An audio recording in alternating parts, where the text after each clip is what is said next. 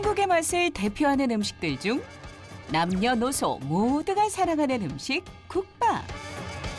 전주하면 콩나물국밥, 대구하면 따로국밥처럼 지역 문화로 자리 잡기까지 했는데 배를 든든하게 채워주는 건더기와 뜨끈뜨끈한 국물로 한국인들의 사랑을 한 몸에 받고 있을 뿐만 아니라 전 세계인들의 입맛을 사로잡은 국밥. K푸드 열풍의 중심, 한국인의 소울푸드 국밥에 대해 알아본다.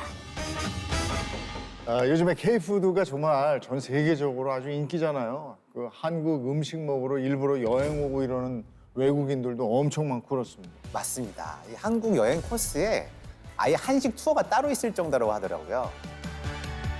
그런데 이 수많은 한식 중에서도 외국인들이 특히 신기해하는 음식이 하나가 있습니다. 바로 국밥입니다. 국밥 싫어하는 사람은 제 주변에는 거의 없는데 저도 일주일에 한 두세 번, 서너 번은 국밥을 먹거든요. 네, 저도 엄청 좋아합니다. 또 종류도 많잖아요. 맞아요. 이 한국인의 소울푸드라고 할 만큼 정말 보편적인 음식인데요. 이 오죽하면 지역을 대표하는 음식들도 대부분 국밥이에요. 부산하면 돼지국밥, 그렇죠. 전주하면 콩나물국밥, 대구하면 따로국밥처럼 지역마다 이 국밥 문화가 있을 정도인데요. 게다가 한 그릇에 고기와 채소, 국물까지 다 들어가니까 이거 건강식이라고 생각하고 드시는 분들도 굉장히 많습니다. 맞습니다. 이거 얼마 전에 알았는데 국밥데이라는 것도 있어요.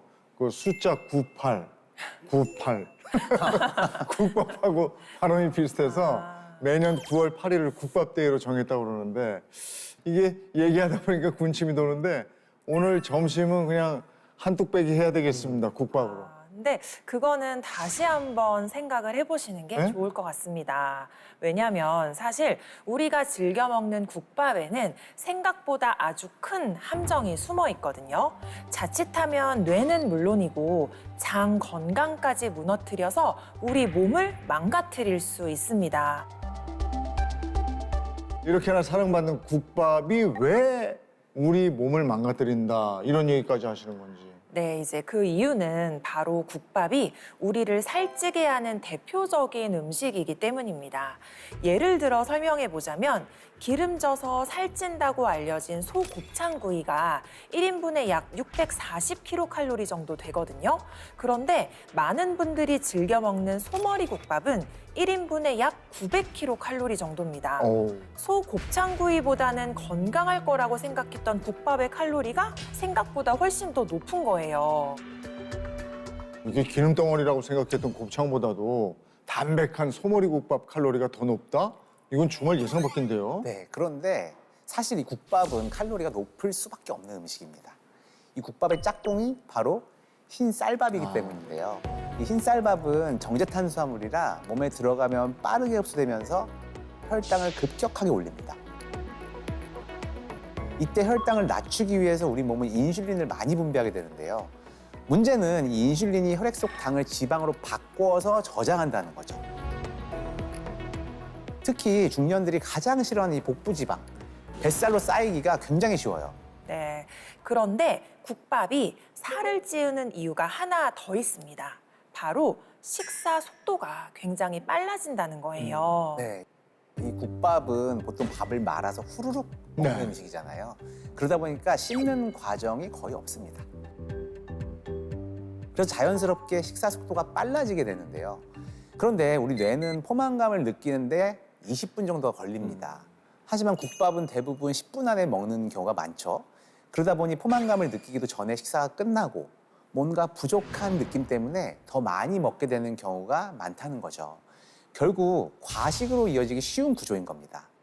아마 저처럼 오늘 점심에 국밥 드시려고 했던 분들 지금 좀 충격을 받으셨을 것도 같습니다. 네, 이 국밥은 워낙 많은 분들이 사랑하는 음식이다 보니까 그 배신감도 좀 크게 느껴질 수 있을 텐데요.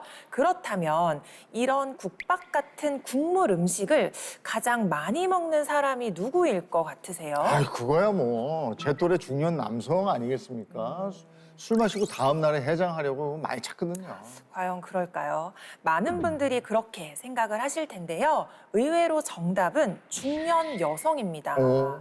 이 중년 여성들의 식사 패턴을 확인해 보면요. 이제 아침에는 입맛이 없다고 어제 먹다 남은 국물에 이제 밥을 말아 먹고요. 또 점심에 친구들을 만나면 고깃집보다는 이렇게 속이 좀 편한 국밥 한 그릇을 선택하는 경우가 많습니다. 또 그러면은 저녁 때는 뭘 먹을까요? 남편이 뼈 해장국이나 순대국밥을 좋아하니까 또 같이 이제 나가서 국밥을 먹게 되는 거죠. 그래서 한국 중년 여성들은 이 탄수화물 섭취량이 굉장히 많을 수밖에 없는데요. 결국 살이 찔 수밖에 없는 식습관이 만들어진 겁니다. 그런데 이런 식습관은 단순히 살이 찌는 데서 끝나질 않습니다. 우리 몸을 아예 살이 잘 찌는 몸으로 바꿔버릴 수 있거든요. 아니, 그건 또 무슨 의미입니까? 네, 제가 이해를 돕기 위해서 사진을 하나 준비했습니다. 보시는 것처럼 정제 탄수화물을 과도하게 섭취하면 뇌의 측좌핵이라는 영역이 활성화됩니다. 이 측좌핵은 쉽게 말해서 뇌의 즐거움 버튼 같은 건데요. 이 버튼이 눌리면 행복 호르몬이라고 불리는 도파민이 분비가 돼요. 그러면 우리 뇌는 또다시 이 행복을 느끼기 위해서 정제 탄수화물을 더 많이 먹으라는 신호를 보내게 되는데요.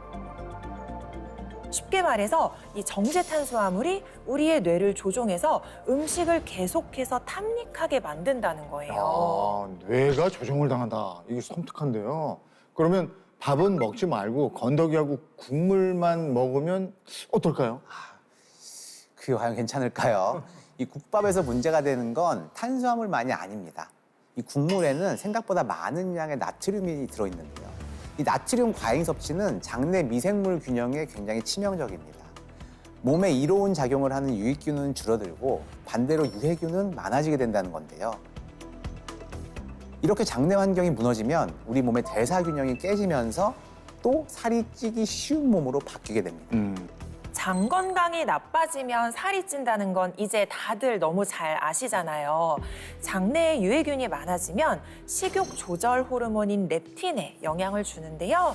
장내 미생물 균형이 깨지면서 렙틴이 제대로 작동하지 않는 렙틴 저항성이 생길 수 있습니다. 이렇게 되면 포만감을 제대로 느끼지 못하면서 과식을 반복하게 되는 거죠. 한마디로 중년 여성들은 단순히 탄수화물을 많이 먹어서 살이 찌는 것뿐만 아니라 몸 자체가 끊임없이 음식을 원하는 몸으로 변하게 되는 겁니다. 네. 그러니까 우리가 평소에 즐겨 먹던 국밥이 뇌뿐만 아니라 장 환경까지 영향을 줘서 살찌기 쉬운 몸을 만들 수 있다 이거네요. 그러고 보면 최근에 만났던 한 분이 생각이 나는데 그분도 비만과 함께 나빠진 장 건강이 걱정이라고 하셨거든요.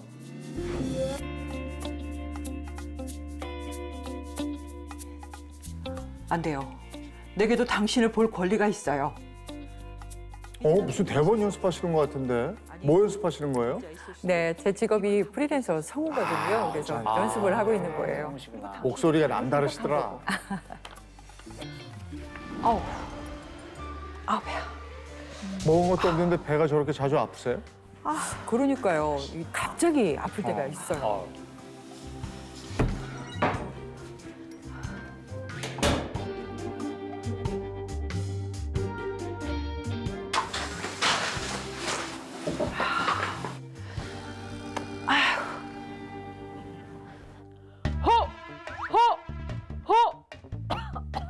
이 바지 때문에 배가 좀 쪼여가지고 발성도 잘 안 되고 불편하더라고요.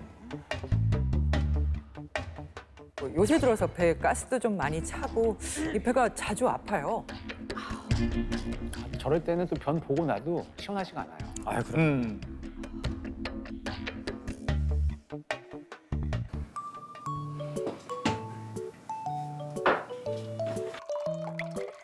저건 무슨 차입니까? 대조골차예요.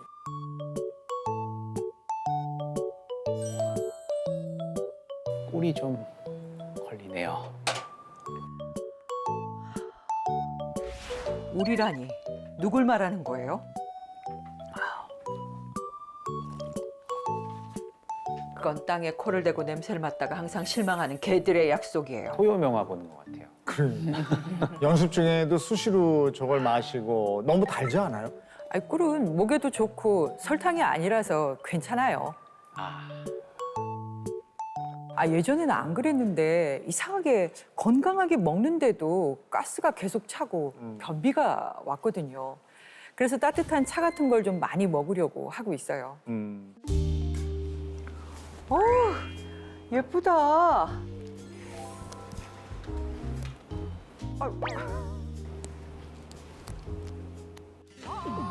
아이고야. 끼는데요. 자켓 사이즈가 좀 작은 것 같아요. 분명 제가 입는 사이즈인데 살이 쪘는지 좀 작더라고요.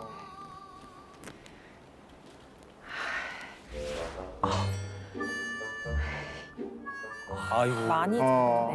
드는데요. 건 진짜 슬픈데. 단추가 이번 바지도 허리가 좀 작네요. 아이고야. 그것도 제일 큰 사이즈인데 몇 개 더 봤는데 다 안 맞아서 충격받았어요. 이 정도로 살찐 줄 몰랐거든요. 대략? 그럼 어느 정도 찐 거예요?